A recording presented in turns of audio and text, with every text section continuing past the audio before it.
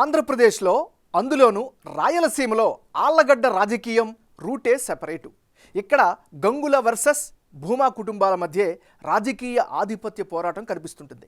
1970ల నుంచి ఈ రెండు ఫ్యామిలీలే ఆళ్లగడ్డ రాజకీయాలను శాసిస్తున్నాయి. 2014లో వైసీపీ అభ్యర్థిగా ఉన్న భూమా శోభా నాగిరెడ్డి ఎన్నికలు 2 వారాల్లో ఉన్నాయనగా చనిపోయారు.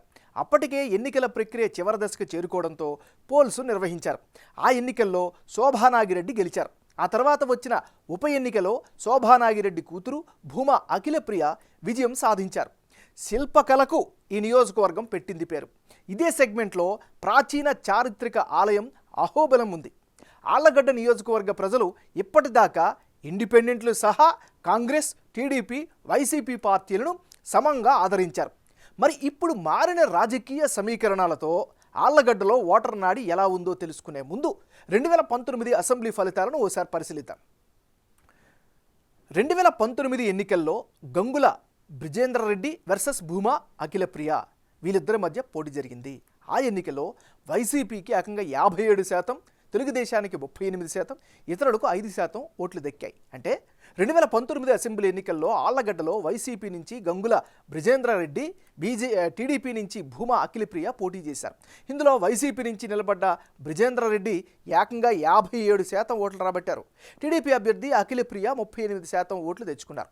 2014లో టీడీపీ టికెట్పై పోటీ చేసిన గంగుల ప్రభాకర్ రెడ్డి కొడుకే 2019లో వైసీపీ టికెట్పై పోటీ చేసి గెలిచిన బ్రిజేంద్రరెడ్డి గత ఎన్నికల్లో దాదాపు 20% ఓట్లతో సమీప ప్రత్యర్థిపై ఘన విజయం సాధించారు గంగుల బ్రిజేంద్ర.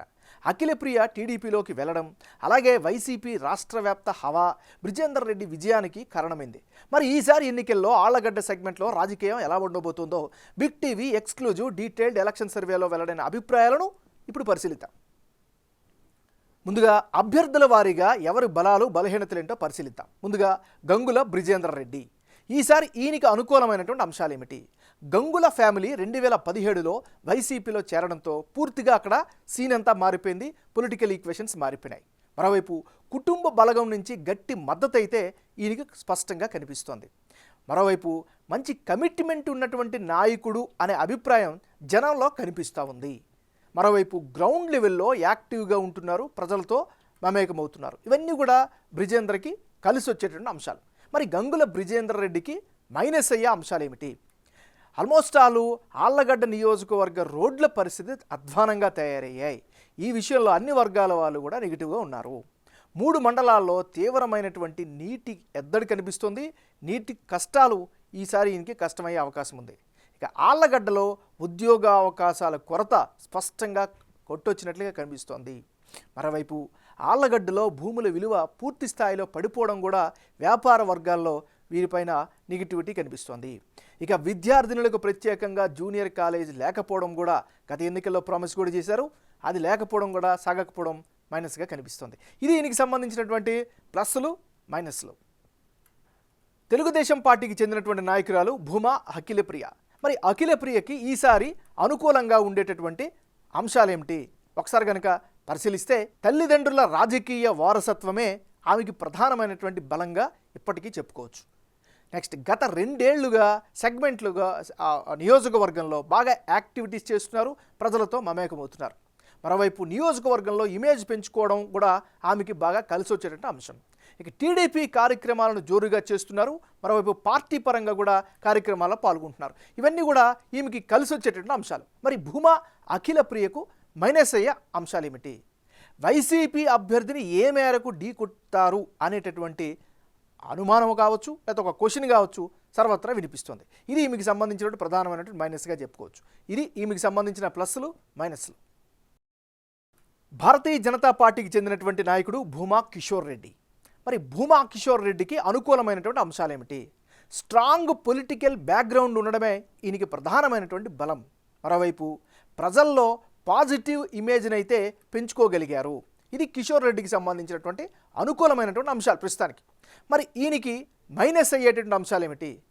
తరచూ పార్టీలు మారుతూ ఉన్నారు, ఒక స్టెబిలిటీ లేదు అనేటటువంటి అభిప్రాయం అయితే నియోజకవర్గంలో ఈయన పట్ల కనిపిస్తోంది.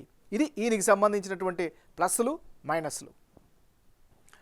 ఆళ్లగడ్డలో కులాల వారీగా లెక్కలు ఎలా ఉన్నాయి, వారు ఏ పార్టీకి అనుకూలంగా ఉన్నారో పరిశీలిస్తే ఈ నియోజకవర్గంలో ఎస్సీ సామాజిక వర్గం 22%, బలిజలు 21%, ముస్లింలు 19%, యాదవులు 15% మంది నివసిస్తున్నారు. అంటే ఆళ్లగడ్డ నియోజకవర్గంలో ఎస్సీ కమ్యూనిటీకి చెందిన వారు 22% మంది ఉన్నారు. ఇందులో 50% మంది వైసీపీకి సపోర్టుగా ఉంటామని బిగ్ టీవీ సర్వేలో తమ అభిప్రాయంగా చెప్పారు. అలాగే 40% తెలుగుదేశం పార్టీకి, 10% ఇతరులకు మద్దతు ఇస్తామని చెబుతున్నారు. మరో కీలకమైన బలిజ సామాజిక వర్గ ప్రజల్లో 40% మంది వైసీపీకి, 50% మంది టీడీపీకి, 10% ఇతరులకు ఓటు వేస్తామని చెబుతున్నారు. అలాగే ముస్లింలలో 60% మంది అధికార పార్టీకి, 30% తెలుగుదేశం పార్టీకి, 10% ఇతరులకు సపోర్టుగా ఉంటామని సర్వేలో తెలిపారు. యాదవుల విషయానికి వస్తే వైసీపీకి 40%, టీడీపీ జనసేన ఉమ్మడి అభ్యర్థికి 50%, ఇతరులకు 10% సపోర్ట్ ఇస్తామని చెబుతున్నారు. ఇక రానున్న ఎన్నికల్లో ఆళ్లగడ్డ నియోజకవర్గంలో ఫలితాలు ఏ విధంగా వచ్చే అవకాశం ఉందో ఇప్పుడు పరిశీలిద్దాం. గంగుల బ్రిజేందర్ రెడ్డి వర్సెస్ భూమా అఖిలప్రియ, వీళ్ళిద్దరి మధ్య పోటీ జరిగితే వైసీపీకి ఏకంగా 47% ఓట్లు దక్కే ఛాన్సెస్ కనిపిస్తున్నాయి. తెలుగుదేశం పార్టీకి కేవలం 39% ఓట్లు పోలయ్యే ఛాన్సెస్ ఉంటే ఇతరులకు 14% ఓట్లు వచ్చే ఛాన్సెస్ కనిపిస్తున్నాయి. అంటే ఇప్పటికిప్పుడు ఆళ్లగడ్డలో ఎన్నికలు జరిగితే గెలిచే అవకాశాలు వైసీపీ అభ్యర్థి అయిన గంగుల బ్రిజేందర్ రెడ్డికే ఉన్నాయి. ఆయనకి ఏకంగా 47% ఓట్లు వచ్చే అవకాశాలున్నాయి. టీడీపీ నుంచి ఒకవేళ భూమా అఖిలప్రియ బరిలో దిగితే 39% ఓట్లు సాధించే అవకాశం ఉందని బిగ్ టీవీ సర్వేలో వెల్లడైంది. ఇతరులు 14% ఓట్లు సాధించే ఛాన్సెస్ కనిపిస్తున్నాయి. గంగుల బ్రిజేందర్ రెడ్డి గత 5 ఏళ్ల కాలంలో ఆళ్లగడ్డలో చేపట్టిన అభివృద్ధి కార్యక్రమాలు ఆయన గెలుపు అవకాశాలు పెంచుతున్నట్లు బిగ్ టీవీ సర్వేలో వెల్లడైంది.